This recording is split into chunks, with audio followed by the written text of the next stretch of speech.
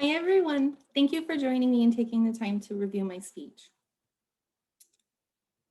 I'd like to ask you a question to get started. Would you ever allow a 7-year-old child to drive a riding lawnmower alone? Neither would I, but I was that child. My name is Brandy Baker, and this is my autobiographical speech.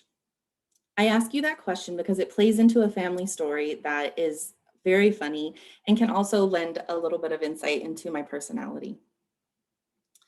When I was growing up, we had a riding lawnmower that I loved to ride along with my siblings when they mowed the yard or if my dad was mowing the yard. And one day I talked my dad into letting me drive that riding lawnmower. It went as you can imagine, and I drove the riding lawnmower directly into our backyard fence. In sheer panic, I jumped off the riding lawnmower before turning it off and ran in the house to tell my dad. My dad ran outside, and we found that the riding lawnmower continued to drive through our backyard and, of course, ruin our fence. The reason I share that story is because it plays into my personality and my life, because I tend to be naturally be accident prone and get myself into situations that not always everybody gets themselves into. I can often take on too much and more than I can handle. And also that when I'm panicked or scared, I tend to run away. The purpose of this speech is to share a little bit more about myself with you and my personal background, my educational background, and my professional background, and to give you some insight into my past, present, and future. I hope that in learning this, you can see how my small town upbringing shaped who I am and my personality and my values, and how moving to Arizona broke the mold for me and my family, and also how it changed my planned path. Overall, I hope this speech allows you to get to know me better and that I get to know you all as well. I was born January 16th, 1987 in Twin Falls, Idaho, to Olin and Marilyn Baker. I'm the youngest of 4 children. I was a surprise to my family, so there's quite an age difference between me and my siblings, ranging from 11 to 18 years. And when I was growing up, my dad was employed in the fiber optic cable construction industry. So we traveled quite a bit when I was younger, all over the United States.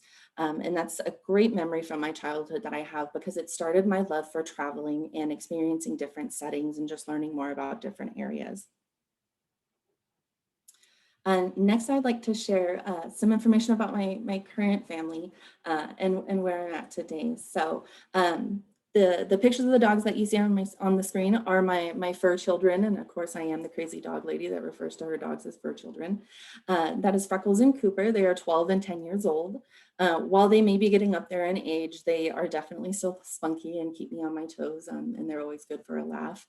As well as I've shared a crafting graphic, because crafting is something that I've done for many years, and it serves as a great stress relief for me.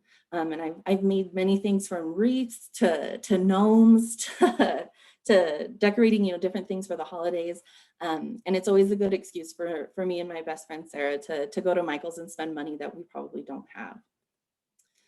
To give you some insight into my educational background, I graduated from Soda Springs High School in 2005. I had a graduating class of 87, and the population of our entire school was 300. So very small in comparison to the schools in Phoenix, but I did a lot of the stereotypical things that you can imagine happens in a small town. Yes, I went cow tipping, but I did not like it because it scared me very much, and I ran away, actually. After graduating high school, I attended Idaho State University pursuing a nursing degree. I worked in high school as a CNA and was very determined to become a nurse, but after one semester, I realized that it really wasn't for me.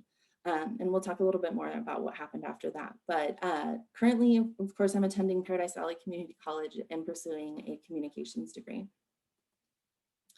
Uh, Next, I'll share a little bit more about my professional background and where I hope to go. I started working at Arctic Circle when I was in high school and worked there for all 4 years of high school. And it was something that taught me a lot of values, but also was a very fun job. In 2008, I had the opportunity to move to Arizona and work for a third-party servicing company that serviced online schools and administered financial aid. And I've been in financial aid ever since. I've been in it for 14 years, and I'm now the director of quality assurance and compliance for National Education Partners. We oversee the administration of financial aid for students to ensure that it is still within laws, as well as that the awards that students receive are accurate. Financially, it's not everybody's favorite thing, but it has tended to be for mine.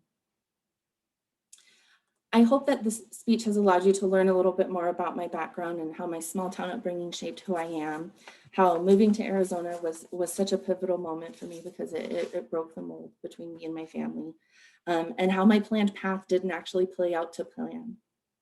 Uh, all of the obstacles and challenges that we faced in life don't always seem to have a reason in the moment, but when you look back and reflect on it, it can make a little bit more sense.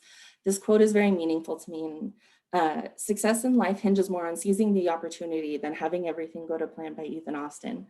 And I think that's very true because the opportunities that you don't take are always the opportunities that you miss, and you never know how pivotal they may be in your life. Thank you for your time today, and I hope you enjoy the rest of your evening.